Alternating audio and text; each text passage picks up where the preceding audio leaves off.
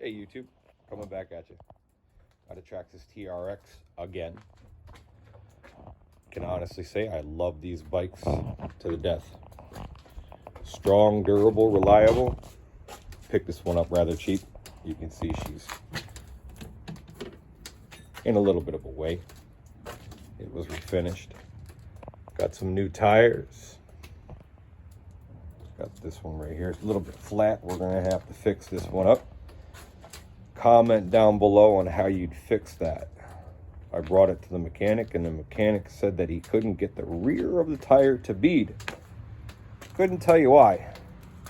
Said, did you sand down, or did you grind down, or did you make it possible so that it would slip on easier? He said, no, I just left it out in the sun and left about 60 pounds in it.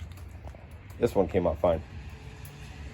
So I was thinking on taking a ratchet strap, tying it around, and throwing about 30 pounds in there and hitting it with a hammer and seeing what happens.